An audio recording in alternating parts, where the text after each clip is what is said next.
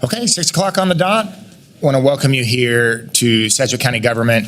Those that are joining us online via YouTube or Facebook, and especially those that are here in person. We are delighted that you're here. We're honored that you're here to engage in this first public meeting, a public hearing regarding the 2025 budget. I'll talk a little bit about what we're going to do tonight. Manager Stoltz will present just a quick summary, 30 seconds to a minute, just a summary, and then we're going to get into public comment. We're here because we want to hear from you. This is something that I know that my colleagues, speaking for my colleagues, is something that we really do value. And you taking time this evening to come and share your thoughts on this budget and your insight and your feedback is incredibly valuable to us. So on behalf of the commission, we just want to thank you for being here tonight and appreciate your presence and your thoughts that you'll share. So that being said, why don't we just get to work? Madam Clerk, first item. Roll call. Commissioner Meitzner. Present. Commissioner Dennis. Present. Commissioner Howell. Present. Commissioner Lopez. Present. Chairman Beatty. Present. Next item, please. New business, item A, consideration of a request for a letter of support for the National Science Foundation Engine, South Kansas Aerospace, and Advanced Manufacturing Engine Grant. Okay. Good evening. Good evening, Chairman and Commissioners. For the record, Anissa Red, Division of Finance.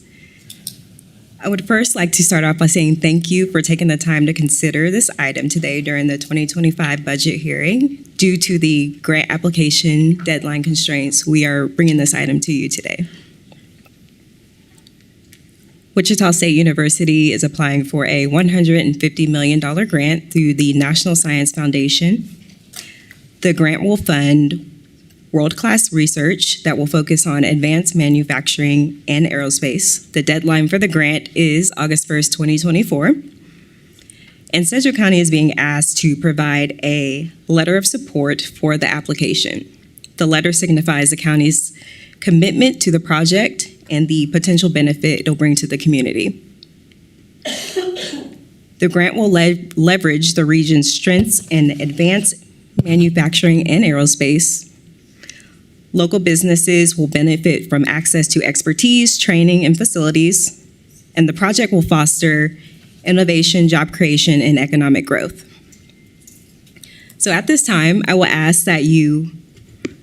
request that the Commission approve to issue a letter of support for Wichita State University's National Science Foundation grant application, and authorization for the chairman to sign the letter of support. I'm also happy to answer any questions that you may have. Very good. Thank you. Quick context, we snuck this item in on new business because there's an urgent matter to get this letter signed for an urgent grant. So I should have probably said that before, that it's not just the public hearing we're doing tonight. We had to get this item taken care of. Commissioners, we've all seen this letter and approved this letter. Any questions or comments? Can you say anything? Okay, seeing none, I will move to approve a letter of support. Second. A motion, a second. Madam Clerk, please call the roll. Commissioner Meitzner. Aye. Commissioner Dennis. Aye. Commissioner Howell. Aye. Commissioner Lopez. Aye. Chairman Beatty. Aye. Thank you so much. We Thank appreciate you. it. Take Okay. care. Next item, please. Item B, public hearing regarding the 2025 Sedgwick County budget.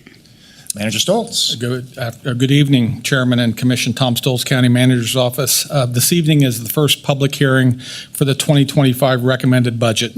Sedgwick County's recommended operating budget totals $563,444,425. This budget will be supported with a property tax levy of $199,561,417, which is approximately equivalent to 28.659 mills based on the estimated assessed valuation and subject to technical adjustments.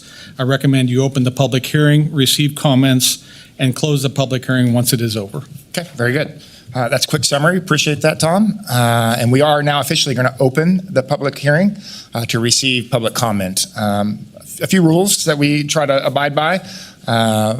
Each person that comes up, you'll have 5 minutes to speak. We just ask that you repeat your name and address for the record. Our friendly clerk here will keep a timer to try to keep us on track. When you get about a minute to go and 30 seconds to go, she'll just hold up a sign. She's super friendly, but she's going to let you know when the time's running out so we can keep moving forward. But aside from that, we are really, really thrilled that you're here today and to share your feedback. So, public hearing is now open. And I'll ask Mandy Wilbert to join us.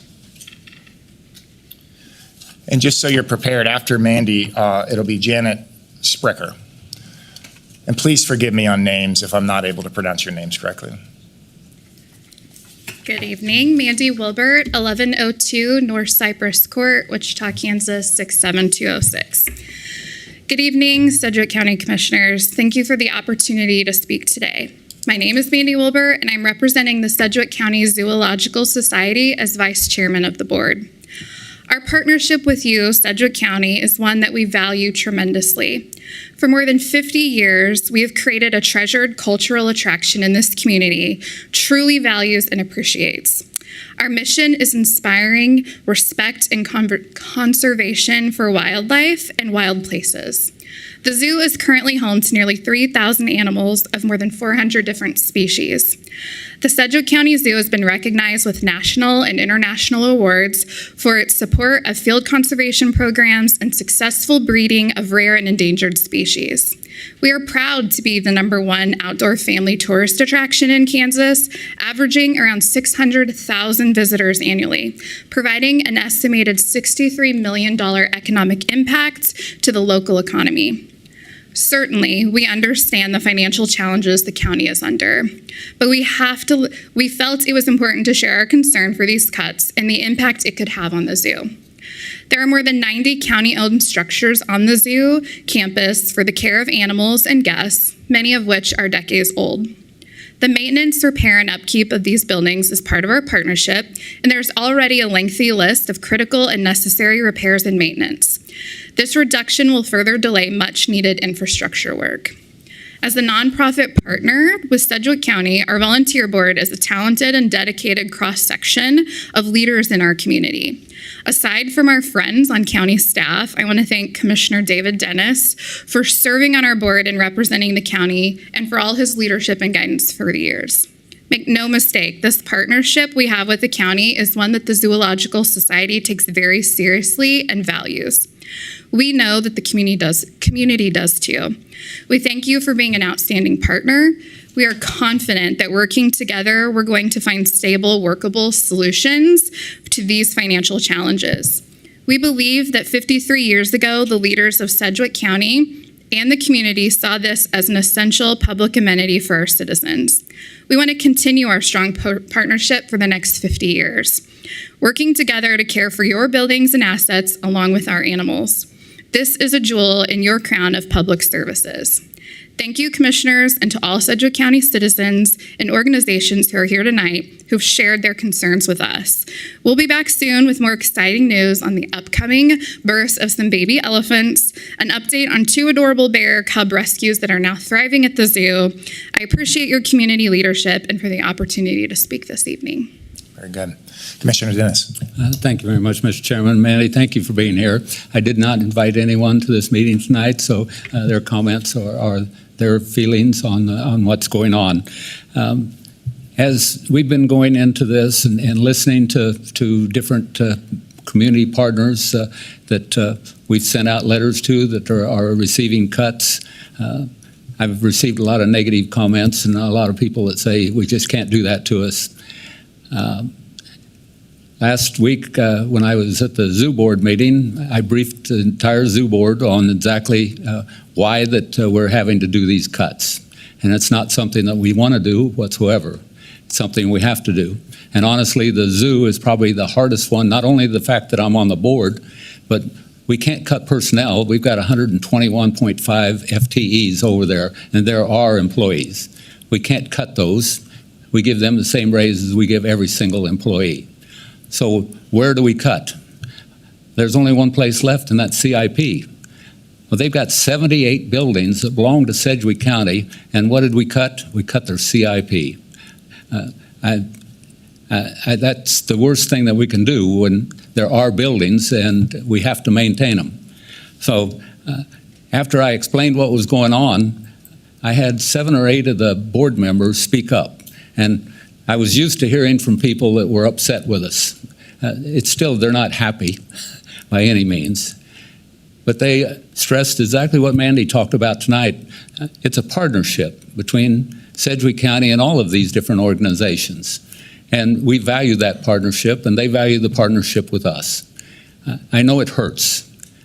I know that it's difficult for every organization that's going to be here tonight and is going to talk to us. But the fact is, we have to live in a budget just as everyone else has to. And it hurts our budget. It's going to hurt everyone else's. But it was a very refreshing moment for me to sit in that meeting last week and hear from one board member after another saying, we hate it, but we're your partners. We're going to live to do this together. So thank you for being here tonight. I appreciate it. Thank you. Very good. Mandy, thank you so much. Thank you. Appreciate you. Okay. Next up, Janet Sprecher. And then following that, Treva Lichty. My name is Janet Sprecher, and my address is 818 East Rough Creek Loop in Derby, Kansas, 67037. Good evening. I am the Executive Board Chair of the Kansas State Research and Extension Program in Sedgwick County. Kansas State Research and Extension improves Kansans' lives, livelihoods, and communities through education, research, engagement, and leadership, with scientists, educators, and volunteers in each of the state's 105 counties. Extension professionals strive to make the university's research and scientific accomplishments accessible and relevant to every household. The Extension professionals in Sedgwick County partner with numerous local organizations to provide educational resources to address challenges faced by many Sedgwick County residents. We have compiled a list that we will share with you of Sedgwick County Extension Program highlights from the last year. I wanted to talk about all of these highlights tonight, but I then realized that my time would not allow that. But I did want to talk about two of the highlights. One, the Adult Development and Aging Department coordinated a team of 45 volunteer Medicare counselors that saved the senior citizens of Sedgwick County nearly $2.3 million in prescription drug costs. The Horticulture Department coordinated one of the largest Extension Master Gardener programs in the state of Kansas, with 365 Master Gardeners providing over 25,000 hours of volunteer service to the Sedgwick County community. The Kansas State Legislature recognized the importance of the Research and Extension Program over 100 years ago by establishing statutes that cover the organization and funding of the individual county extension programs across the state. Each individual county program is funded through state funds and local funds. The local funding comes from countywide property tax appropriations as required by the Kansas statutes. For the last 10 years, the local funding for the extension program has remained flat at $825,481. If the 10% funding cut that has been proposed is enacted, that will reduce us down to just under $743,000 for 2025. This type of funding cut will almost certainly impact the level of programming and services that the extension program will be able to provide to the citizens of Sedgwick County. In fact, this would be the lowest level of funding, of local funding in over 30 years. In 1994, the local funding was $853,933. In today's dollars, that would be $1.8 million. What is even more concerning to me is a statement that County Manager Stolz included in an email he sent to us in June, and I read from that. Be prepared for small reductions, 10% or less, in county funding in the upcoming year of 2025, with a continuing glide path of reductions in the future years. Continuing reductions would be devastating to the extension program in Sedgwick County. The extension program has enjoyed a very positive relationship with the county government leadership through the years. We appreciate your past support as our staff and volunteers have worked to improve the lives of Sedgwick County citizens. The Sedgwick County government's mission statement is, cultivate a healthy, safe, and welcoming community through exceptional public services, effective partnerships, and dedicated employees. It is interesting when I read through that, it is interesting to me how many different ways the Sedgwick County Extension Program helps support that mission statement. The Sedgwick County Extension Board would ask that you reconsider the proposed 10% cut to the 2025 extension funding. We're also extremely concerned about the possibility of funding cuts in the coming years. I would be happy to discuss this issue in greater detail with each of you individually. Thank you for your time. Thank you, Janet. And I have Okay, Tom, yeah, very good. Thank you so much. Okay, Treva Lichty. And after that would be Miss Denise Sherman.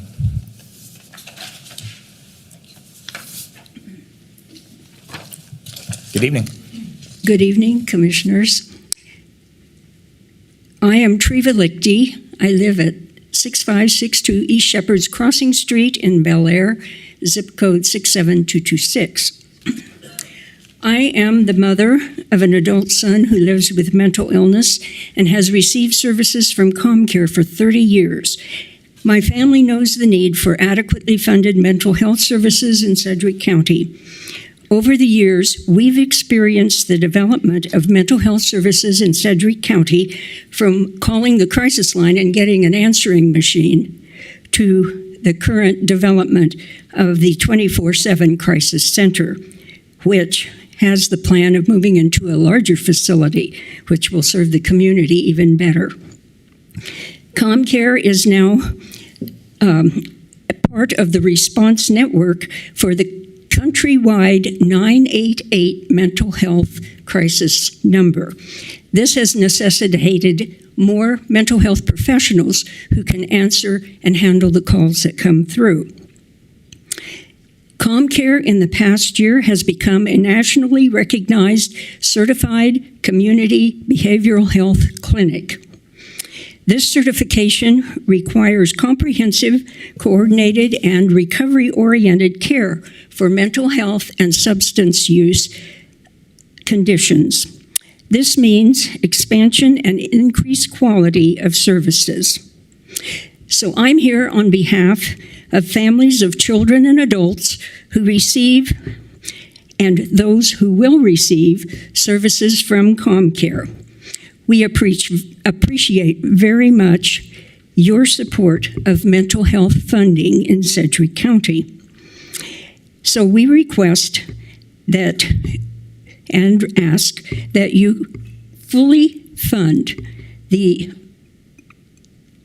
2025 budget for ComCare per their department request, including their anticipated and increased needs. We also thank you for recognizing the need for increasing salaries for Sedgwick County employees. That is so that we can get the best professionals hired.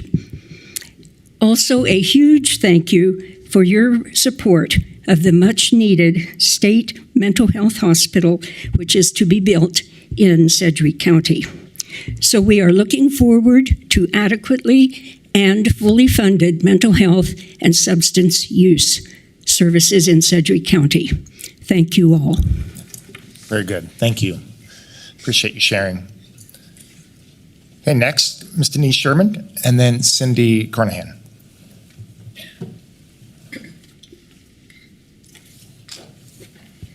Good evening, Chairman Beatty and Commissioners Meitzner, Lopez, Dennis, and Howe.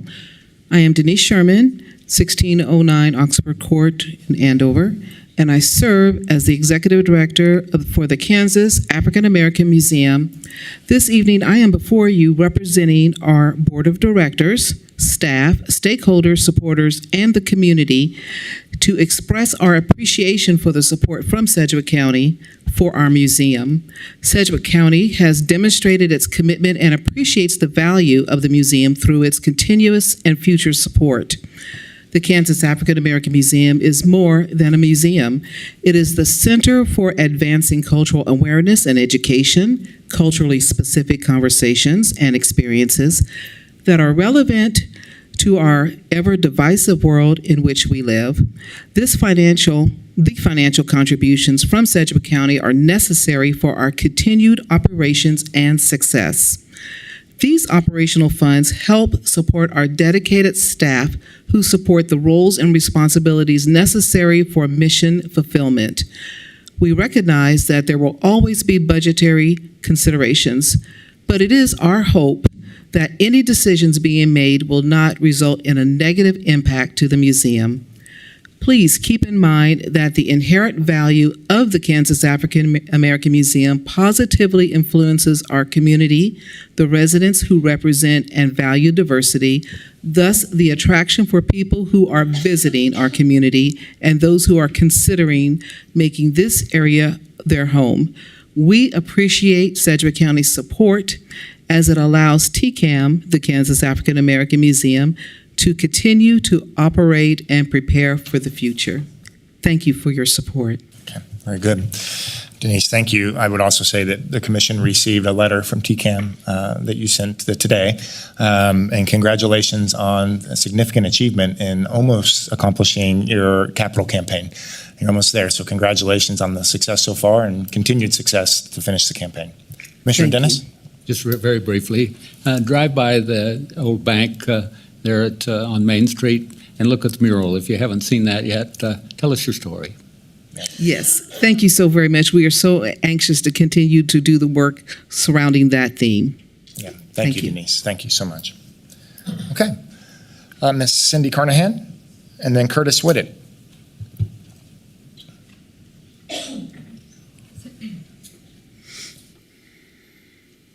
Hello, I'm Cindy Carnahan. I live at 8629 Shannon Way in Wichita.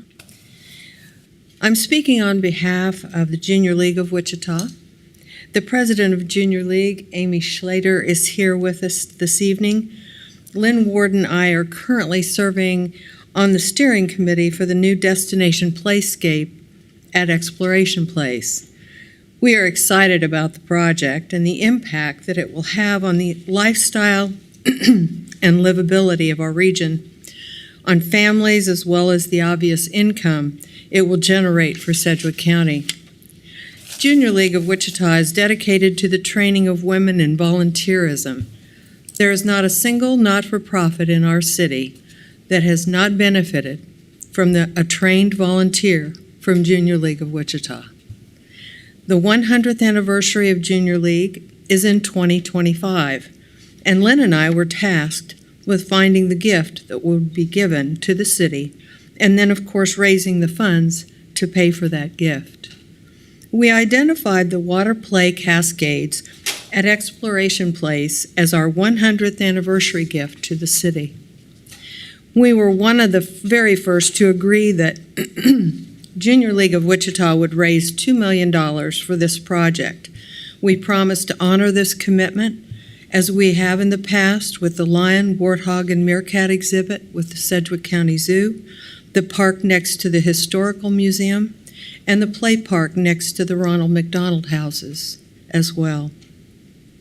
We know that when commitments are made by Junior League members that people rely on them, and they organize their budgets and organizations accordingly.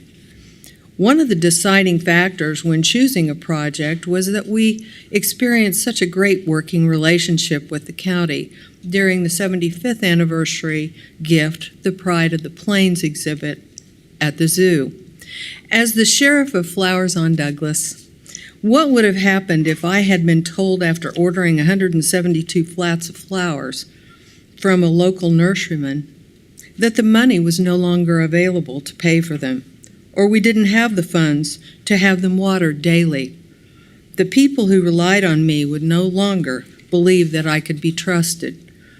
My father told me 50 years ago when I began selling homes that I only had to do one thing to be credible and referable. He said, "You must always do what you said you would do." Please honor your commitment to Exploration Place. Thank you for your time. Okay, thank you, Cindy. Commissioner Lopez.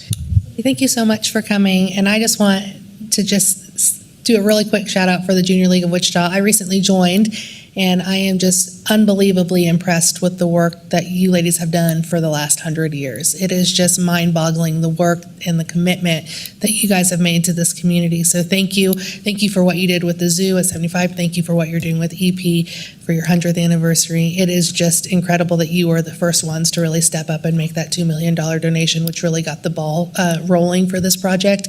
I don't know where we would be if it weren't for that commitment. So thank you so much. Thank you for coming today and sharing, and thank you for the work that you do in this community. That's very good. Thank you. Okay, next up, Curtis Whitted, and then Betsy Redler.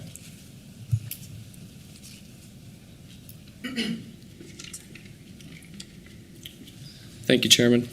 Good evening, Commissioners. I am Curtis Whitted. I live at 214 North Brown Thrush Lane, Wichita, Kansas 67212. I'm a Sedgwick County resident for life. I'm a father of 2 young boys. I'm an Exploration Place member. I'm a Sedgwick County Zoo member. I really think that Exploration Place especially has a great place in the community as a foundation. We were just talking in the audience about what keeps you in Wichita, what keeps you in Sedgwick County. And it's having places like Exploration Place, like the zoo, that families can meet, families can sit back and relax as their kids play, and then make those connections that actually keep them here. I am also the founder of the Exploration Place Park Run. I know we have done nearly 7,000 5Ks since we started. Wow. From over 1,500 people have participated.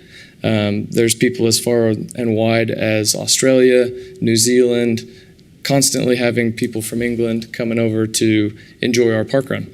Those are people that are bringing their economic dollars to Wichita, and I think that's just it's a big benefit to have somebody like Exploration Place that is willing to start a park run.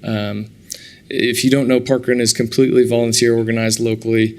It's free for anybody to participate, and there's lots of venues that we tried to get on board, and Exploration Place jumped at the opportunity.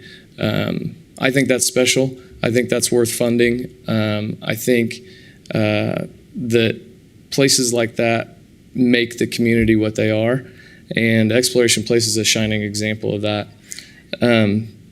I work with Exploration Place and the zoo professionally, doing their electrical design on their buildings, and I can attest to the fact that when you delay maintenance, it only gets more expensive. When you delay those small projects that create efficiencies, the building gets more expensive to maintain.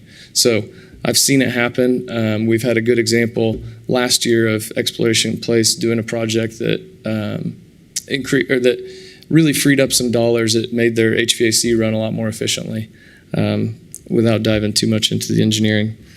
The other thing I want to say about Exploration Place, they fill gaps that are left in the community.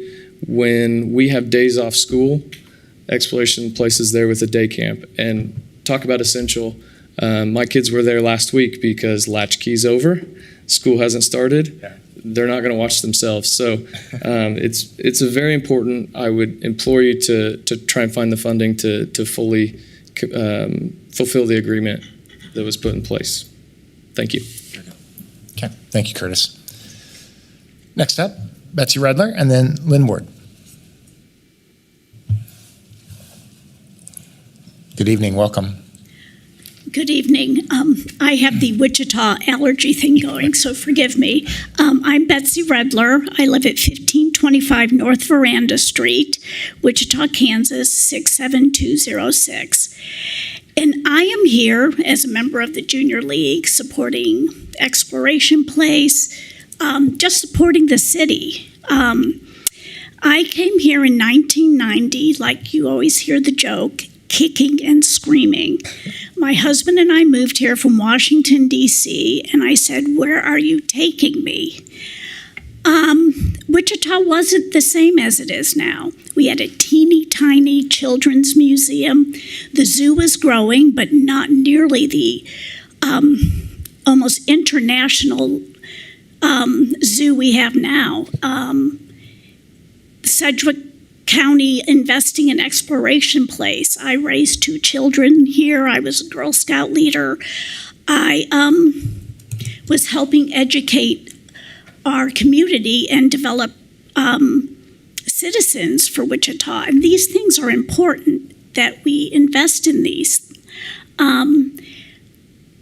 We've also grown a business here. I did it from the sidelines, but my husband and his business partners developed a restaurant concept called Freddy's Frozen Custard and Steak Burgers. I'm not sure if we could have done it anyplace else other than Wichita, Kansas. People are friendly. There's not many layers of access to reach people, and we love our city. And when you love something, you invest in it and you take care of it.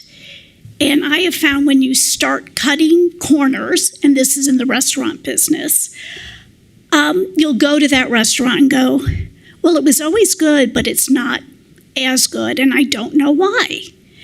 And it becomes a spiral, and it's something you really don't want to do. You need to take care of things that are important, and our city's important, and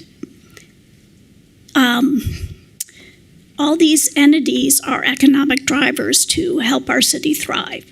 So I'm just here as a concerned citizen who now, as the old joke goes, will probably leave kicking and screaming if I have to leave Wichita. Very good. So thank you very much for your time. Very good. Thank you, Betsy. Appreciate it. Okay, next, Lynn Ward, and then Amy Seavey.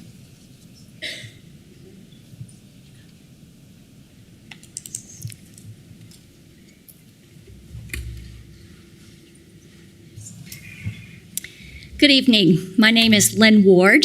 My address is 1518 North Greystone, Wichita 67230.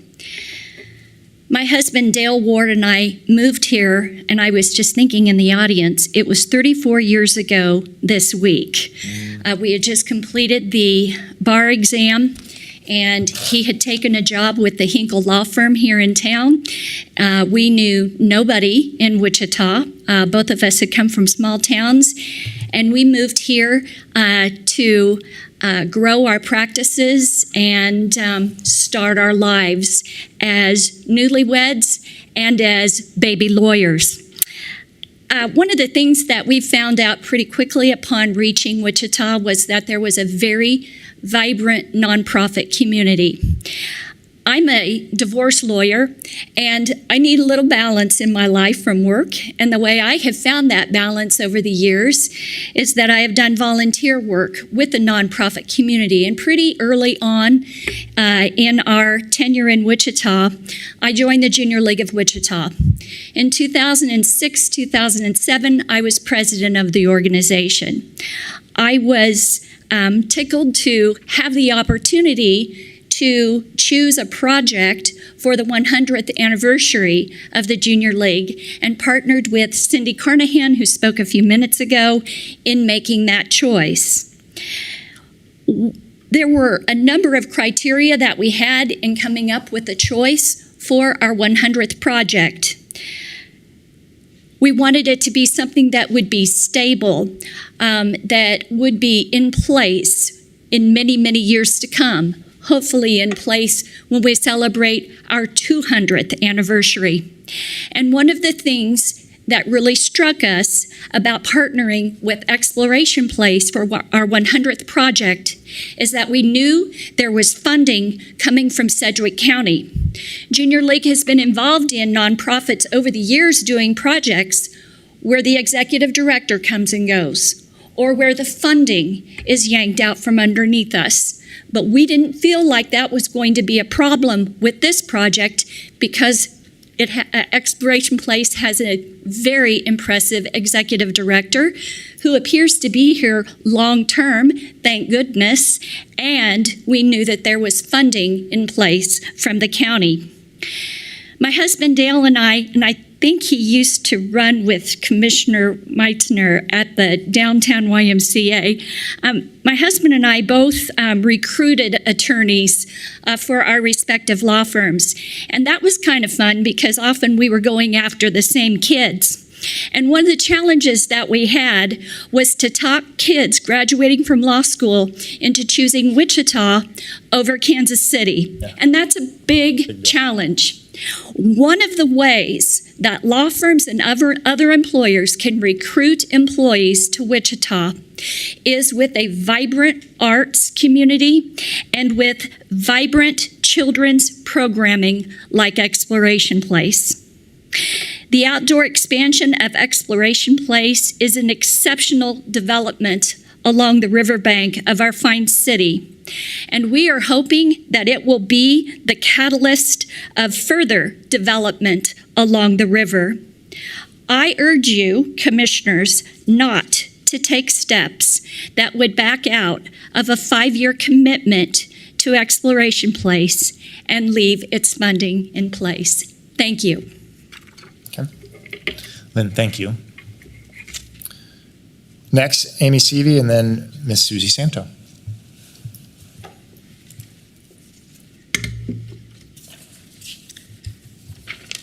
It's Dr. Amy Seary and 707 North Emporia, Wichita, Kansas 67214. Thank you so much for the opportunity to speak today. I'm a local pediatrician, if you couldn't tell from the way I dress, having just come from work. I specifically serve children and families in Wichita who are often economically disadvantaged. I also have the immense pleasure to serve as a representative of Ascension Via Christi on EP's board for the last several years. My comments today are my own, though, and not a reflection of any organization. I am speaking today on behalf of the families who I serve in my daily medical practice and for those who often don't get a voice at the table. Wichita is a community with a wealth of opportunities. If you have the right zip code or the right connections, there are fewer and fewer spaces where families of all backgrounds and socioeconomic statuses can easily mix and enjoy themselves. Exploration Place, or EP, is a precious and important space for all members of our community. Everyone is welcome. Everyone can benefit from the fun and educationally rich experience that EP offers. Because of the county's funding and support for EP the last several years, they and their staff have been able to expand their impact on Title I schools, increase field trips to underserved communities, offer low-income families more scholarships for camps and STEM education, and expand their education department to better support our local teachers who have repeatedly stated they struggle to teach science well. Because of partnerships with local industries such as healthcare and aviation, EP has had a profound impact on our youth who become inspired to choose careers in these industries and then to stay local as they join our workforces. At EP, students can see people that look like them engaging in STEM careers, and they start to see those possibilities in themselves. An educated workforce that can meet the needs of a growing and future industries in our community, that's all critical to the economic success of any city. And because museums remain a top trusted source in a world of mis and disinformation, EP is one of the few places for families to access good quality health knowledge locally. EP literally makes our families healthier and better informed in the choices they make. Healthier families have a positive economic ripple in our community. So I would say that this commission is honor bound to keep its word and respect the 5-year funding agreement that it made. Please don't hamper EP's ability to serve those in our community who don't have the right zip code or the right connections. Give them that leg up through these opportunities. Show this community that you care about all families and their access to one of Wichita's crown jewels. Thank you. Very good. Dr. Seary, thank you. Appreciate your feedback. Okay. Susie Santo, and then Faith Martin. Good evening, County Commissioners. Thank you for the opportunity to speak to you this evening. I'm Susie Santo, 515 South Main Street, and I'm here representing Visit Wichita. And Visit Wichita is the Convention and Visitors Bureau. Our mission is to drive visitors and be an economic driver for the community as they bring those dollars that are so vital to our community. As many of you are aware, Sedgwick County is proposing budget cuts to several attractions that are vital for driving visitation to Wichita and the surrounding area. While we understand the need to address financial challenges, we are concerned about the potential long-term implications of these proposed cuts. These attractions are not merely recreational spots. They are significant economic drivers for our community. In fact, Visitors to our community contribute over $1.5 billion annually to the economy, supporting local businesses and creating jobs. We are encouraged to learn the Commission is exploring potential other revenue streams to support these attractions in the future, and this proactive approach is promising, and we believe it is essential to identify sustainable revenue streams to fill the funding gap and prevent future cuts, as it is imperative that we secure stable funding for these vital attractions. Visit Wichita is eager to be a part of these discussions and to collaborate on finding viable solutions. Our organization is committed to working with the Commission and other stakeholders to ensure the long-term success and vitality of our attractions. By doing so, we can continue to attract visitors, stimulate our local economy, and enhance the quality of life for all of our residents. Thank you for your time, for your consideration. Together, we can develop strategies that not only address this year's challenges, but also secure a prosperous future for Wichita and the county. Susie, thank you so much. Commissioner Meitzner. Hey, Susie, thanks for your comments. And we go back a long ways. I think your first month moving back from California to Wichita. So thanks for boomeranging back to Kansas and your impact. I want to congratulate you as an example of, I know we've struggled with our Century 2 and convention business.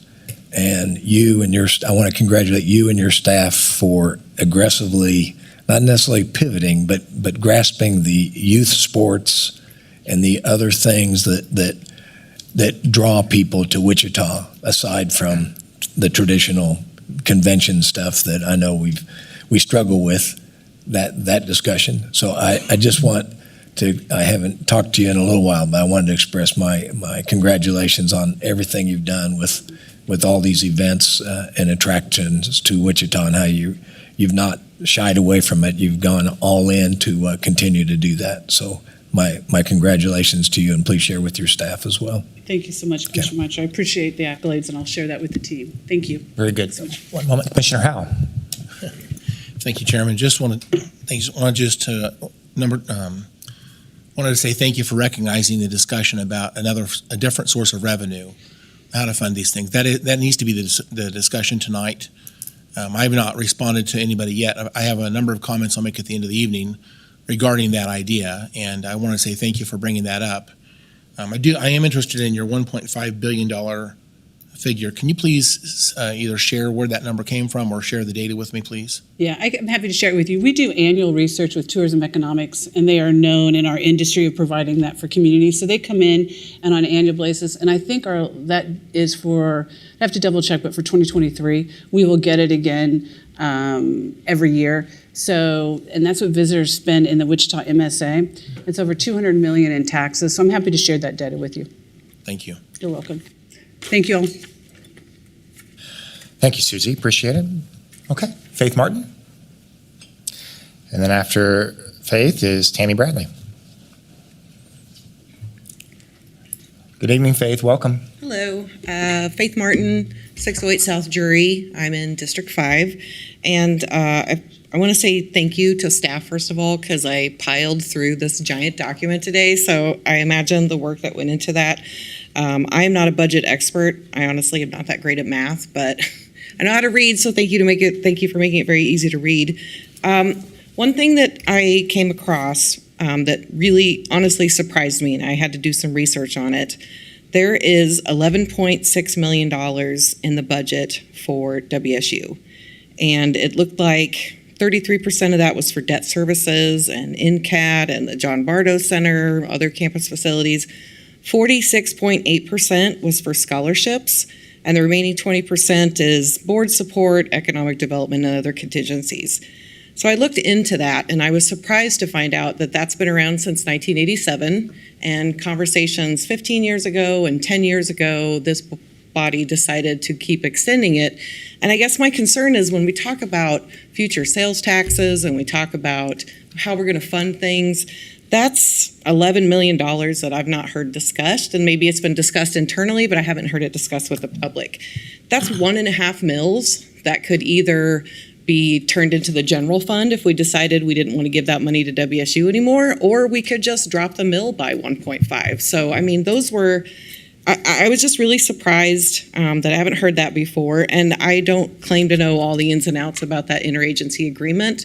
But, you know, I read the Attorney General at the time, their feedback on it, which however long ago that was.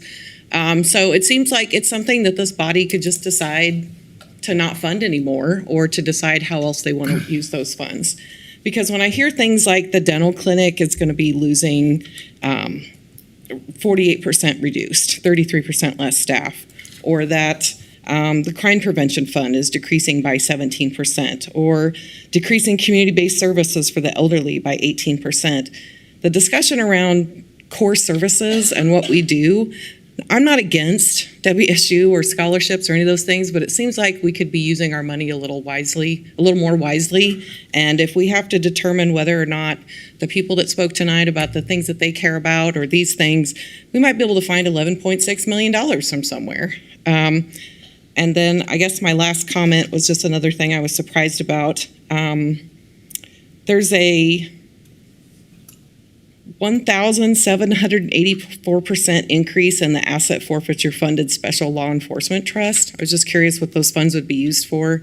And then another thing that was concerning after touring the jail and speaking to Sheriff Easter and a few other people, the county housing budget is $2.2 million. In 2023, we only used $673,000, and I've heard that's only decreasing because there's less people in the jail. So there might be ways to move some things around that actually benefit the community. Okay, Faith, thank you very much. Great questions. And we have Commissioner Howe has some answers. Faith Martin, would you come back, please? Thank you, Mr. Chairman, for a chance to speak. I'll go through a couple of these real quickly. I'm glad you brought up the issue of WSU. That's what we call block grant funding. That's a 1.5 mil block grant. We give that to WSU. They primarily have control on how that money is divided up and spent.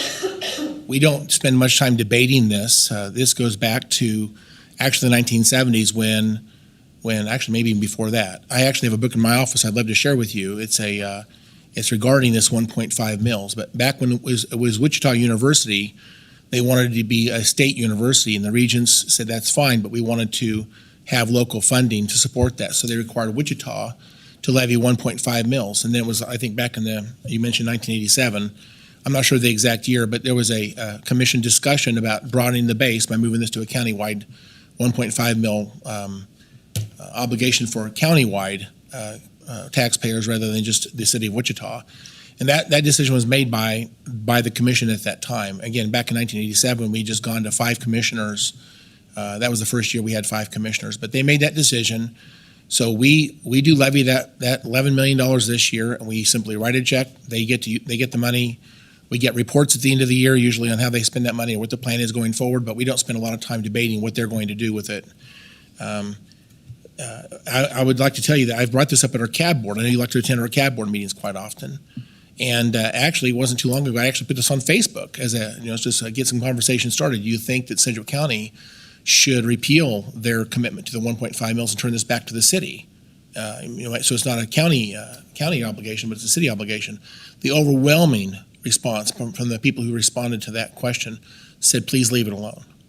And so, again, we do this on behalf of the university, but it really is a mandate from the state of Kansas. And the history of that funding has been long-standing. So I don't know that there's a lot of political agreement from the community to do anything with that $11.6 million. Even if we did, Wichita would still have to levy those dollars unless you change the state law. Yeah. With the rest of these things, actually, a lot of these things you mentioned, like the housing budget, that's a grant fund. We don't have any ways you can turn that money around to something else. That's not property tax funds. A lot of things you mentioned there, the cuts are based on aging plan, things like that. A lot of this is not property tax funds. I think most of us are focused primarily on property tax spending. The levies, the people pay their property taxes, and that's a portion of the budget. It's not the entire budget, but that's the biggest part of the budget that we get the most feedback on as property tax funds. And so a lot of these things you mentioned there are not property tax funds. They are in fact grants. The WSU is all property tax funded. It is all property tax, but mandated by the law, if you will, and again, by decision to broaden the base. And I will just make a bit of a rabbit trail discussion here real quickly. But the zoo just turned 50 not too long ago, and it was funded through a block grant mill levy of 1.359 mills until 2001, not too long ago. And since then, they've had numerous funding agreements. And I just did the math. If they had 1.359 mills today, their budget this year would be $9.513 million. But because we use funding agreements and we do this differently, I believe the budget shows that they're getting, looks like $9.254 million. That's $258,000 below what they would have gotten if they just went back to the block grant funding. I mentioned this to the zoo a while back. It seems like they were not aware of the history, and it seems like actually we should have a discussion about moving them back to block grant funding, at least an equivalent of block grant funding. I think that these multi-year agreements are actually more political than they should be. And anyway, the history of that, because we have given the zoo a few additional gifts over the years, especially the $5.3 million for the elephants and $6 million for the front entrance, they're about broken even now with what they would have gotten had they not moved away from block grant funding. So it's almost exactly the same number at this point, only because we've given them two large gifts that actually equalize that back out again. But they would have done better had they just left with the 1.359 mils. So back in 2015, when this discussion came up, there was a lot of misunderstanding about who wants to cut the zoo. I would tell you, I brought this up back in the day. My desire has been and continues to be to take them back to 1.359 historical mill levy funding. I think it's better for the zoo. It's better for this community. It's less political. And it gives them assurance that they'll get the same, based on the economy, they'll get a block grant to funds.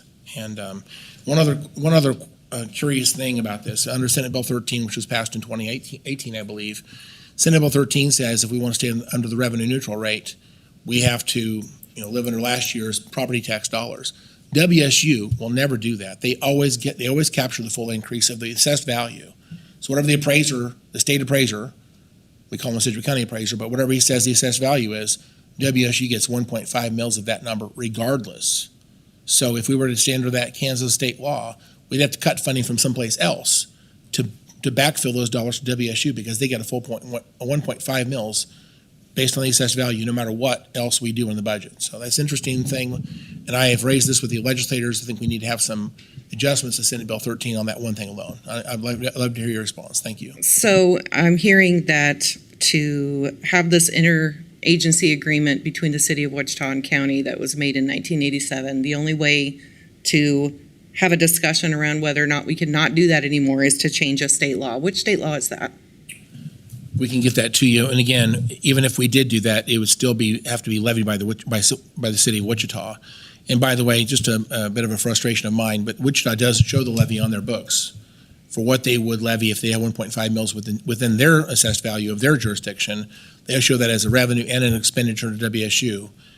We show it on our books also, so it's a bit of a weird thing when you understand that two governing bodies are showing the same revenue and the same expenditure. Ours is larger than theirs. Ours is the real one because we levy 1.5 mils to all county residents. We collect up the money. We hand out, again, $11.6 million to WSU. We could, with 3 to 5 votes, repeal that and hand it back to the city. That is something we could do. We would not have to levy 11.6 mils, but they would have to pick it up. $11.6 million, 1.5 mils. But then the city would be obligated to raise their mill levy 1.5 mils. And so most people who live in Wichita would not see a change in their taxes. The unincorporated outside of Wichita would see a difference. But that would also strip off several $1 million of Wichita State University is depending on. And again, they've, just like many other organizations, they project those dollars out way into the future.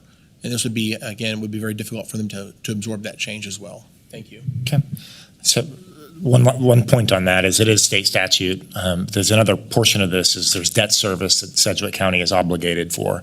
I think John Bardo was 40 years, Cessna Stadium was 20 years. Because of the state statute, we're obligated, Sedgwick County government, for the debt service too. So just some point of clarity. That's a great question, and a lot of people aren't fully aware of the 1.5 mils. It passes right through Sedgwick County government, right to WSU. So $11 million.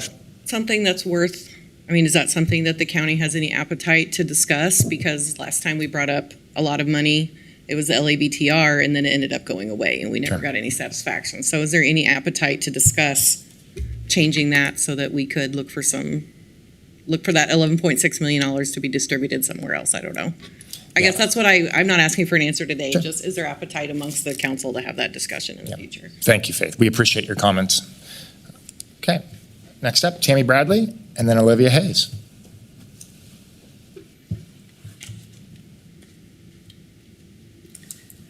All right.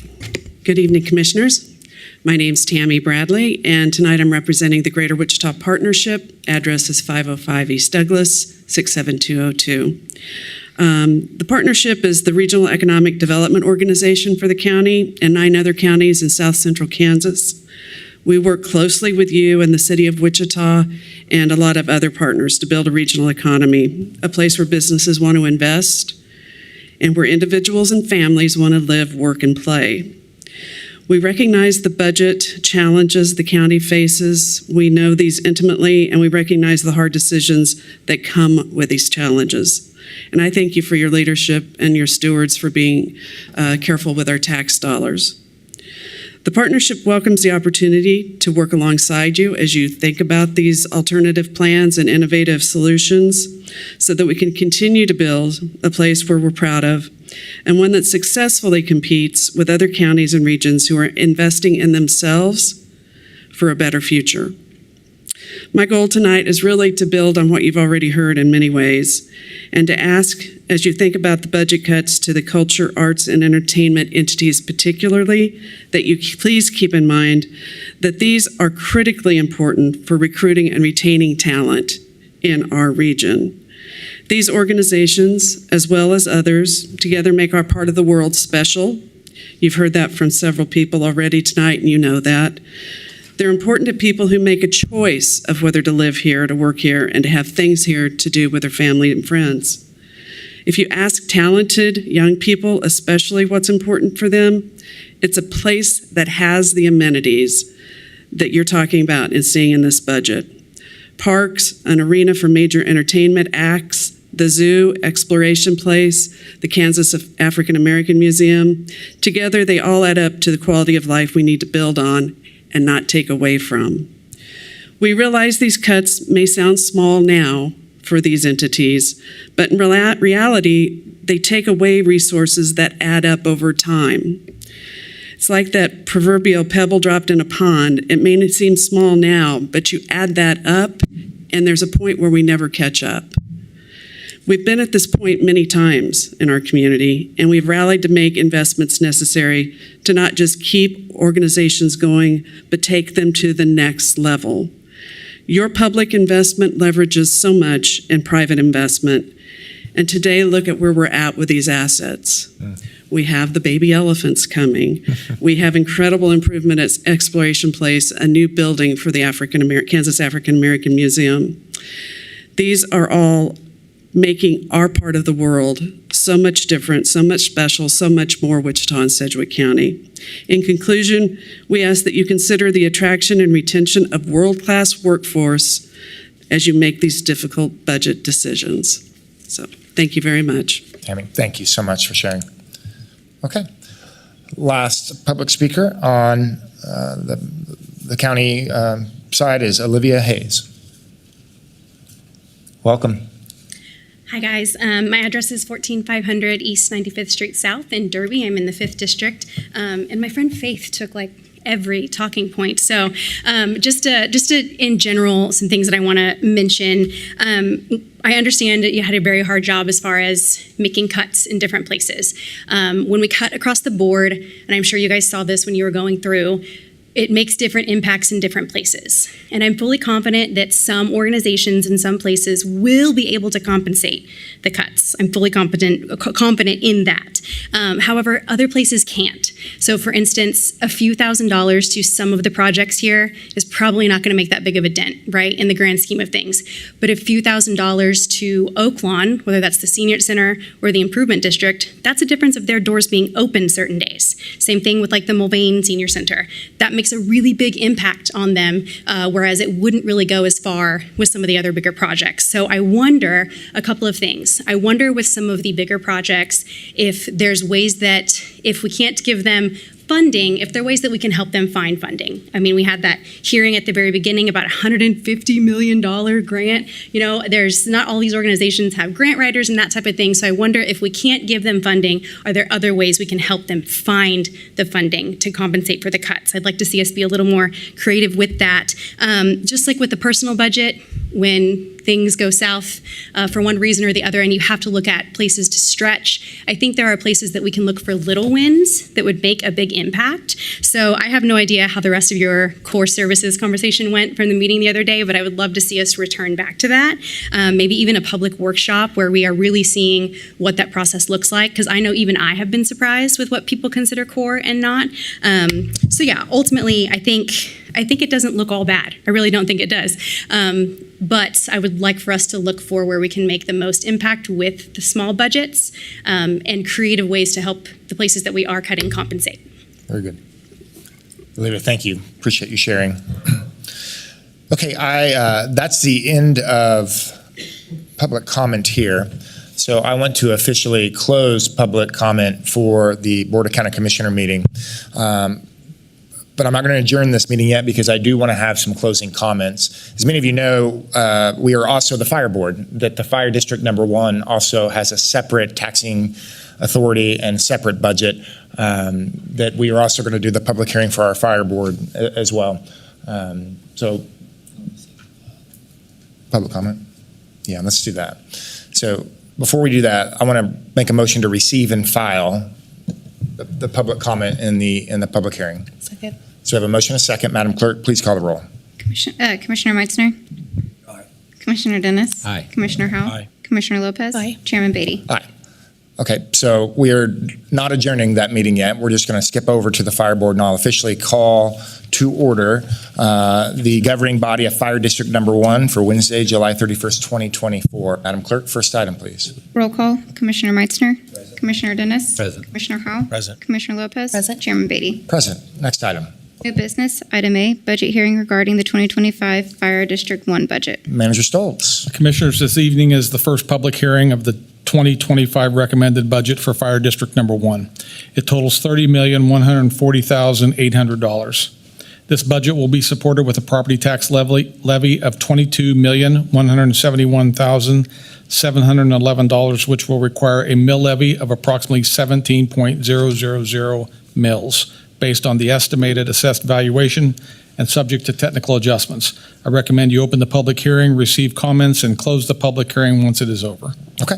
Thank you, Manager Stoltz. So I'll officially open the public hearing for Fire District Number 1. There is no one that signed up for Fire District Number 1, so I'll make a request. Was there anybody here that would like to speak to Fire District Number 1? Okay.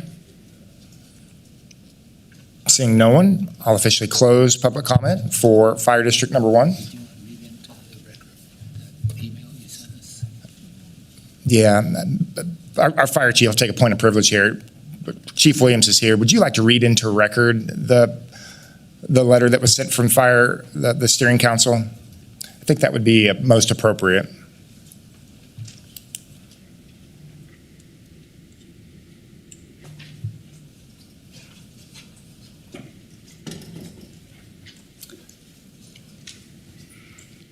So, Chief, thank you for being on call here.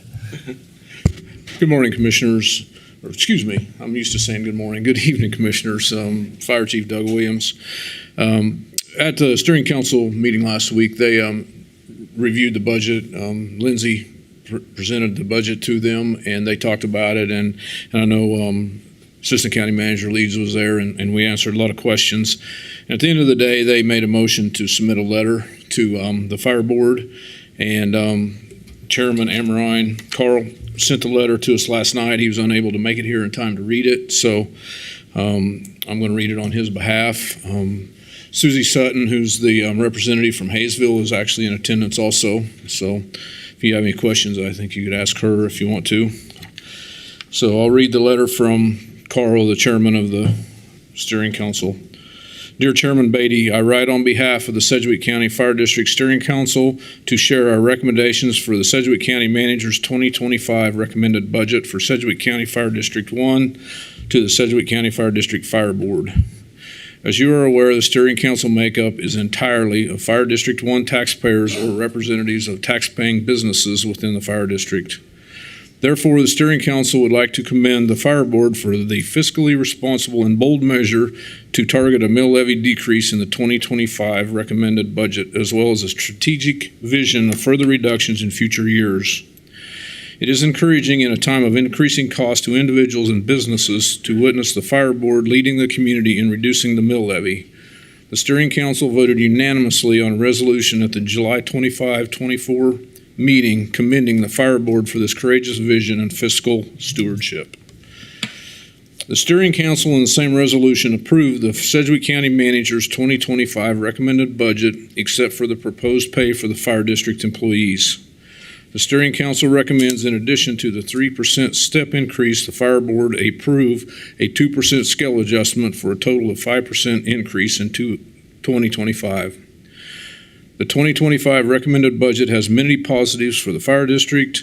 The addition of 6 new firefighter positions is projected to reduce the cost of overtime and improve the firefighters' work-life balance. We anticipate the addition of advanced care provider pay in 2025 will further increase the already superb level of care and service to our community by our professional firefighters. Additionally, the restoration of 6 lieutenants with supervisory responsibilities to the rank of captain will improve the command structure at 2 fire stations, as well as positively improve the on-scene response, communication, and safety. The fire board has invested in the fire district and its valuable employees by increasing pay and establishing a step plan. All these past efforts should be applauded, and we thank the fire board for their leadership. In recent history, the fire district was at risk of losing good firefighters and being unable to competitively recruit new firefighters due to pay disparity with other regional fire departments. In 2025, the steering council believes we are once again facing a situation of falling further behind in pay and degrading the fire board's hard-fought past gains on pay. Therefore, the steering council recommends the additional 2% scale adjustment in 2025. The Wichita Fire Department contract includes a 5.5% pay increase in 2025. Wichita Fire Department will be negotiating a new contract as the current agreement expires.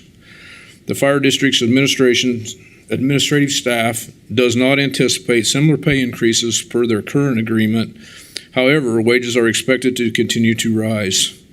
Even with the 2025 recommended budget 3% increase in the step plan and the steering council recommended 2% scale adjustment, the fire district's base pay will still be 4.7% below WFD base pay in 2025. Additionally, Derby Fire and Rescue is raising their starting wage in 2025. Derby Fire does not have a step plan for direct comparison, but like Wichita Fire Department pay disparity, a Fire District Step 1 firefighter will earn less than a Derby starting firefighter in 2025. The county appraiser presented a Fire District report to the Steering Council at the May 16, 2024 meeting. Additionally, the Steering Council in the July 25, 2024 meeting received a budget briefing from Sedgwick County Chief Financial Officer. Based on the appraiser's report and the CFO's presentation added to feedback regarding the estimated surplus in the 2025 Steering Council believes it's fiscally responsible and prudent to propose a 2% scale adjustment in 2025. The Steering Council supports the Fire Board's strategic vision for additional mill levy reductions in the future. Reducing the mill levy is a worthy pursuit. However, the Steering Council believes there is a balance between mill levy targeted reduction and a budget control measures such as pay stagnation. Therefore, the Steering Council respectfully requests several budget forecasts using different assumptions produced by the CFO to review at our next meeting, scheduled Steering Council meeting on August 15, 2024. It is the Steering Council's intention to review these different forecasts and provide additional recommendations and advice as necessary to the Fire Board prior to the budget adoption day. In the future, the Steering Council and Fire District 1 administration are exploring approving a master strategic plan for Fire District 1. The Steering Council shares Fire District 1 administration's concern of retention issues falling behind again and believes the proposal for the additional 2% scale adjustment in 2025 is fiscally responsible. This proposal provides improving compensation for outstanding personnel who provide excellent public safety service. The Steering Council commends the Fire Board on the mill levy reduction in 2025 and thanks the Fire District Administration and the Sedgwick County staff on the 2025 recommended budget for the Fire District. Very good. Sincerely, Carl Amrine, Chairman. Thank you, Chief. We appreciate you reading that in the record. Again, for context, that was a letter sent to the county commissioners by the Fire Steering Council. It's an advisory board that we've established to help advise us on issues in the fire district. So, Chief, thank you so much. Public comment. The public hearing portion is officially closed, so I'll make a motion to receive and file public comment. Second. I have a motion and a second. Madam Clerk, please call the roll. Commissioner Meitzner. Commissioner Dennis. Aye. Commissioner Howell. Aye. Commissioner Lopez. Aye. Chairman Beatty. Aye. And I'll officially adjourn the Fire District Number 1 meeting and bring it back to the Board of County Commission meeting. And I'd like to open up for some remaining comments. Commissioners, any lasting thoughts or comments before we close the night? Commissioner Howell. Thank you, Mr. Chairman. I don't know where to begin, but just as I was keeping track of speakers tonight, the 13 speakers that spoke during the Board of County Commissioner meeting, all of them but one expressly advocated for more funding for certain types of spending. And I think without exception, of those 12 speakers that did that, they are advocating for things that are related to some of the proposed cuts, I think, that have been talked about since the manager's budget was presented to the public. It has been a new discussion, although I don't think it's been new discussion for some of the commissioners, but it is a new discussion, I think, for the public. I think just fundamentally, we need to move the quality of life spending for Sedgwick County to sales tax.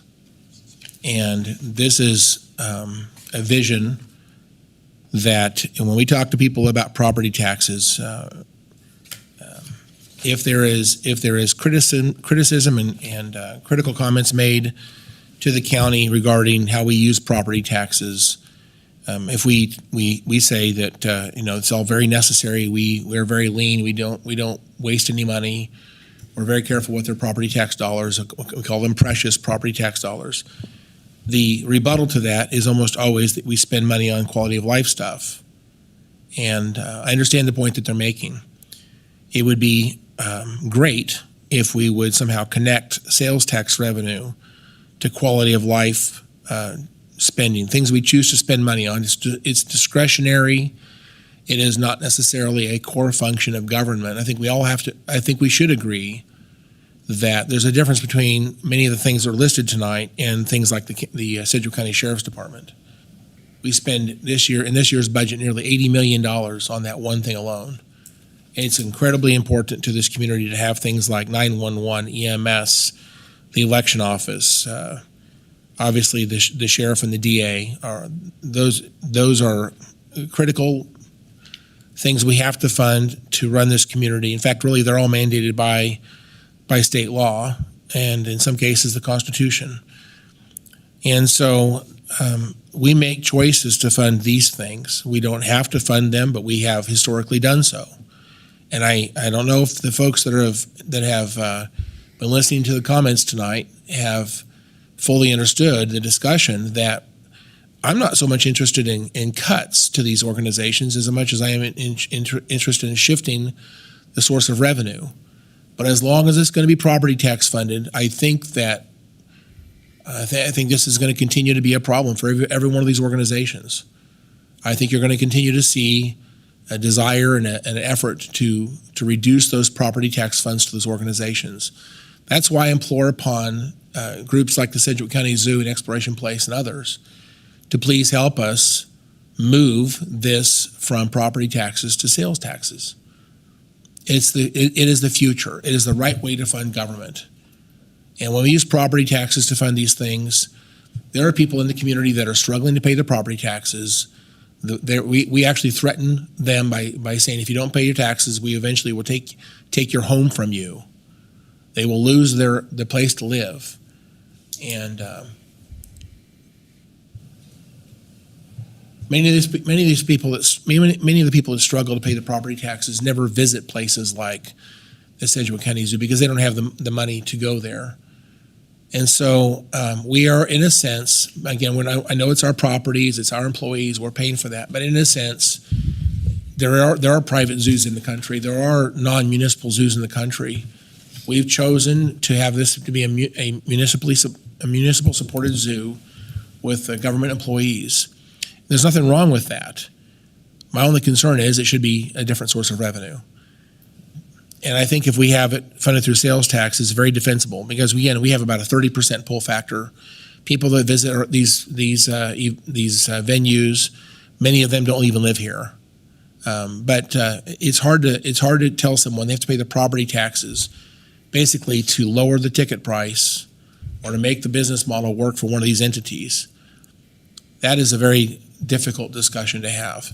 So again, there has been a discussion. It's a new discussion. We have, I think, two proposals that I have been supportive of. There's one proposal I'm not so much supportive of, but the two proposals basically would be to dedicate sales tax revenues we have today through the current 1% sales tax to basically connect those to quality of life spending. And again, if there's a surplus in those dollars, that surplus can go into buy down property tax. But what I would say then is that sales tax funds these entities and that property tax does not.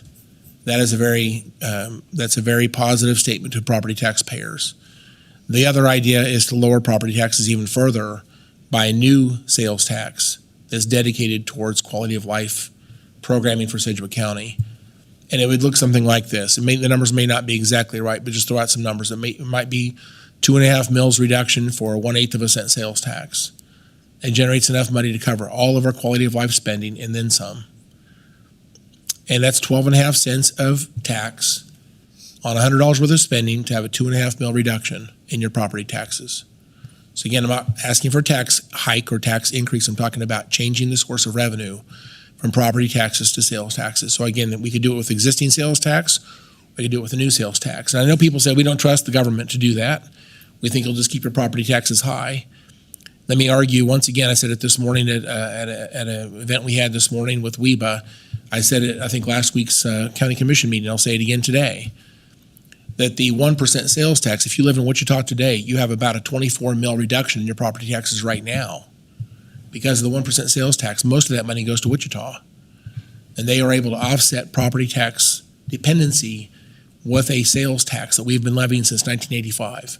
It's voter approved and it lowers the cost of government that's dependent on other forms of tax. And so again, it would be property tax, but their sales tax pays for it instead. So if you live in Wichita, you already have a 24 mil reduction. That's 6 mils from Sedgwick County, 18 mils from Wichita, and together that's 24 mil reduction. And if you believe that that's a bad idea, we could always repeal the 1% sales tax and increase your property taxes by 24 mils. People gasp when I say that. I think it's a terrible idea. I hope you agree with me. The 1% sales tax is better to leave it alone and keep that 24 mil reduction.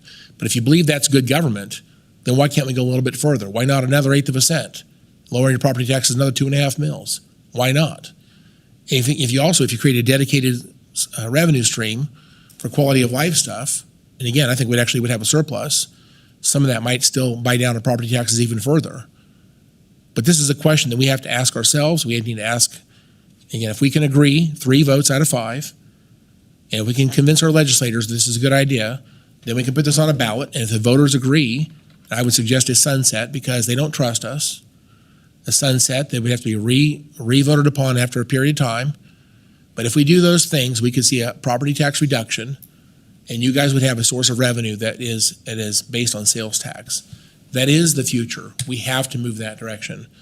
I think that this conversation has matured to the point we have played around with property taxes for way too long. It is time we have to move these venues to sales tax. That's the only way you'll continue to get dependable funding. I think property taxes, that ship has sailed. And I think right now, if we stick with the cuts we have this year that have been proposed, hopefully it gets the community on board, says that sales taxes must be the way we do this going forward. We need your support. I would like you guys to embrace the idea.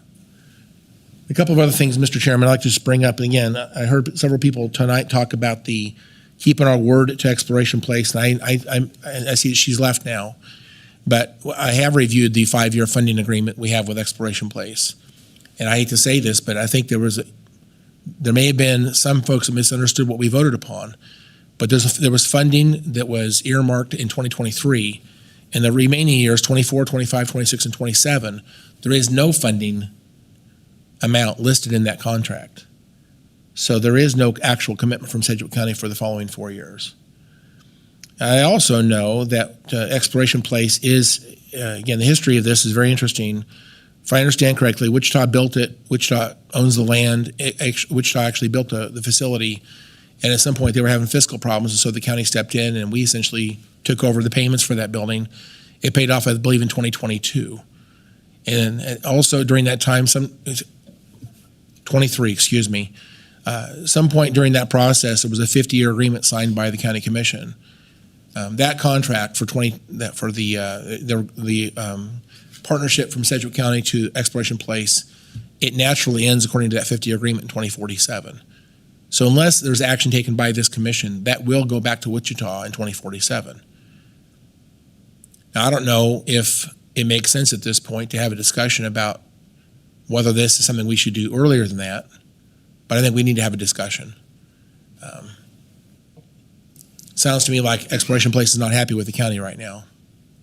And it is in the heart of Wichita. I think we need to have a discussion about whether or not the 2047 is the right year to do that. But I'll just say this, that I think we're going to keep our word. The 5-year funding agreement does tell us what we have to do. We've already provided funding for 2023. And I guess this current year, actually, 2024. We've provided funding this year, 2024. They've received funding for that. But that contract ends in 2027, and there are no amounts listed in the contract for the remaining years. And again, I would say if we do move to sales tax, we have to fund the zoo first because we have 112.5 FTEs at the zoo. But once again, I would like to argue, I would really rather see the zoo at a 1.359 mill levy equivalent. That's what the number should be. Get rid of those contracts because the contracts, frankly, are not good for the zoo. So historically, you did better. You've done worse since 2001. So I'm not saying we should cut the zoo. I'm simply saying go back to a mill levy equivalent of dollars. Thank you, Chairman. Okay. Commissioner Dennis. Thank you, Mr. Chairman. I'll keep my comments brief, but I'm sorry some of the people have left tonight. I wanted to thank the folks that came to talk about ComCare funding. That's a core service. We're going to continue to support that. I just want to let them know that that is absolutely one of our priorities is to continue funding that. I agree with what Commissioner Howell says about sales tax. I think that we do need to move in that direction. We need to get it on our legislative agenda this fall so that we can have that. The only thing that worries me is that in a downturn in the economy, the amount of money coming in for sales tax is also going to turn down. And so I'm not sure how that's going to impact all of the different organizations that we're funding. So we have to protect that some way. So and that. Smart people can work that out, and we got smart staff, so thank you. Quality of life is very important, and both GWP and Susie Santo talked about some of the quality of life things, and all of the things that we're cutting, honestly, do impact quality of life somehow. The one thing that Susie Santo mentioned was and she didn't touch on it well, I didn't think, and that's the return on investment. She had a number, and I should have written it down, like $1 billion we're getting back from all of these different organizations. And that return on investment is important to us. We invest in a lot of different things, and we always look at it return on investment. What I know that Exploration Place and the zoo in the past have put together some data on what the economic impact of those organizations is in our city, and those are very important facts that we need because we want to make sure that we support quality of life, but that quality of life is impacting us. Susie Santo was here today. She gets a bed tax. We don't. We don't get any money out of all of the different venues that we have. The number one tourist attraction is the zoo. The exploration place is right behind that. They're contributing huge amounts of money on the bed taxes coming in, and it all goes to the city of Wichita, which gets down to Visit Wichita, and none of it comes back to the organizations that are creating that bed tax. So I think that needs to be reviewed. I agree with Commissioner Howell also. I believe that either the city of Wichita needs to give us the land underneath that building, or we need to give them the building right away. It's not fair to the taxpayers of Sedgwick County to support that organization all the way up and then suddenly just hand it over to the city of Wichita. I think it belongs in Sedgwick County, and I'll fight for it to stay in Sedgwick County. But whoever signed something that says that we don't own the land underneath that, we're going to give the entire thing away after we paid for it and after we help modify it and make that a jewel in our community, it's absolutely wrong. So I do think that we need to put together some ROI information from all of these different venues that we're cutting so that we know exactly what the return on investment is that we're contributing to. Thank you, Mr. Chairman. Okay. Commissioner Lopez. I know that we had an ROI study done on Exploration Place before we did the EP2 investment, so I don't know if we could just get that sent back to the rest of us, because I know that we had that done at that time, but I can't remember the numbers on the top of my head at this point in time. You know, these conversations are incredibly hard, and we talk a lot about core services, and I get that that is different for so many people, but I also think it's really important just to state that a lot of these quality of life organizations in this community are core to Wichita and Sedgwick County. I mean, if you think about Sedgwick County, you think about the zoo, you think about Exploration Place. Those are core to many families. And so as we're having these conversations, I think it's really important to continue to keep that in mind wherever this leads. Now, I am not against looking into what it looks like with sales tax. I think that's where we're going. I think I want to be very clear, and I don't want to speak on behalf of my colleagues, but I would imagine that they would all agree that I'm not going to support anything that doesn't lessen the burden of taxes. And Commissioner Howell, you mentioned that it's about 30% outside of Sedgwick County would be paying that sales tax. So it would decrease. I do think I would like some more information, Lindsay, maybe on the impact that sales tax has on the lower income community. I think that's going to be really important. That's one thing that I have heard repeatedly, is how that's going to impact the middle class families and more than some of the others. And so I would like a little bit more information, but I want to make it very clear that I won't support anything if it's going to not lessen the burden of taxes on our hardworking families. So I think that's really important. As we're having the conversations about what organizations could potentially be cut this year, I struggle with it. I struggle with all of them, but in particular the ones that we have agreements in place and we're in the middle of today. I wonder what that makes Sedgwick County, like what kind of partners are we going forward, and what kind of relationships can we have with organizations that we have committed to for years if we cut that right in the middle. And so it's just something that I struggle with. I've said that before from here. I will say it again. I think those are conversations we need to continue to have, but I think getting that ROI information is really critical in some of these decisions, because we know the impact that these organizations have impacts on this community. We know that it helps us retain talent. When I first ran for the seat, one of the questions I got asked over and over and over is, how do we attract and retain young talent? If we don't have something for young families, then we cannot ever expect to do that. And I know that Exploration Place and the zoo have been incredibly valuable and important to my life. And when my husband and I years ago thought about potentially moving to Kansas City, these were two of the things that kept us here, because we have quality of life here in Wichita, and we need to make sure that we are doing everything we can to continue some of those things at the best. I mean, we're seeing incredible things happening at the zoo. We're seeing incredible things happen at Exploration Place and all these organizations that we're talking about today. So I struggle with this, but I do think there's a way that we can figure out how to shift these things to sales tax. I mean, I do agree that's that's where we're going. But at the end of the day, we need to hear from the constituents. I mean, you will be the ones who are deciding this. This will be on a ballot, and so we want to hear from you. So if you're watching this, please let us know what you think. I think that's very vitally important, not just on what we're talking about today with who's come and talked to us, but on just this conversation in general of core services of Sedgwick County, and should we do sales tax versus property tax? So that's all I have, but I appreciate the time to speak. Thank you. Very good. Again, Commissioner Dennis. I apologize for coming back in. I had one other thing in my notes that I forgot to talk about, and that's I appreciated everyone that came tonight that was passionate about their organization, but not one of them told us what was our trade-off. We have to make some hard decisions. What things do you want us to cut, not to cut yours? And that's a hard thing. I don't know where we're going because we have a structural imbalance on our budget, and we're going to have to cut something. And I know that everyone was passionate about their organization, and they don't want it cut, but something has to be cut. So I am asking the entire community, what do you see in our budget that we ought to be cutting if we don't cut these things? Thank you. Okay.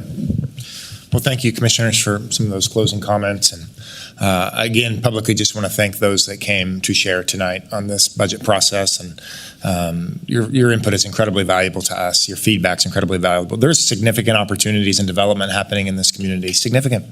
We know about what's happening in biomed. 3,000 med students in downtown Wichita. We see the behavioral health investments that are happening from the county, the state, nonprofit, City of Wichita on homelessness. There's things happening. EP2, something that we support strongly financially, is a generational opportunity for this community, and we are proud of it.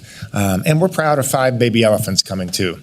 I didn't have much to do with that, but we are certainly proud of that. We're proud of what's happening in this community. So there's opportunities. There's challenges. There are significant challenges too. And one of those challenges is the cost of government continues to increase. What we're experiencing in this budget and the previous budget is the same inflation that the entire community and all businesses are experiencing too. It is challenging. So tough decisions have to be made. Cost of government's increasing, and in my view, what we have to continue to look towards in order to handle the cost of government increasing is the solution is not just in cuts, the solution is in reform. Is we've got to reform the model, we've got to modernize local government. Some of the things we're talking about with what we deem as quality of life investments, removing them from the dependency on property taxes and putting them on a sales tax is part of that equation. Is how do we modernize this government so we can safeguard these incredible assets while also protecting the property taxpayers in Sedgwick County. And if anybody says that the property taxpayers are not overburdened in this community, you're not paying attention. People are hurting. I have hundreds upon hundreds upon hundreds of constituent contacts of people that are significantly fearful that they're being priced out of their homes. That's just a reality. So the reality that we're dealing with today is how do we balance a budget while also take care of the people that actually sent us here to take care of them? To steward over their finances, to steward over these responsibilities. And this is not an easy balance. But I think from a commission standpoint, we hear that from the community. We hear the importance of these quality of life investments in these assets. And we're going to continue to work to safeguard them while also doing the best we can to keep property taxes in check. That's important. So these things don't happen overnight. Some of these reform opportunities we're talking about are not going to happen overnight. Some of the conversations here about glide paths of getting us where we want to be. But the business at hand tonight is the 2025 budget, and there's difficult discussions happening, but there's also some real opportunities happening here too. I would tell you over the last 3 years, I'm incredibly proud of Sedgwick County government. I think if you look at where Sedgwick County government was in 2019 from where they are today, with staffing stability, with morale, with organizational efficiencies, we've come a long way. This is a big, excellent case study of what organizational management and organizational leadership looks like. Conservative stewardship over a county. It's what it looks like. In Sedgwick County government, it's a prime case study of exactly that. So this is hard. This is important. Your feedback matters, and we're grateful for you to come into the room tonight and to share this. And please keep the feedback coming. Keep the feedback coming. We glean from it, and it's important for us to help shape some of these outcomes in this budget. This is the first of 2 public hearings on the 2025 budget. The second public budget hearing And also a hearing on exceeding the revenue neutral rate is scheduled for Wednesday, August 21st at 9 a.m. back in this room. That's also the day we plan on adopting the budget. So we'll have a public hearing again, and then we'll adopt that budget. So. And then also, yes, we have other venues, online venues where you can share your opinions on the budget. And we invite you to come on Wednesday mornings, again, in public comment to share. We want to hear from the community on these things. Very, very important. So, okay, any other business needs to come before the commission? I think we are good. We are officially adjourned. Thanks again.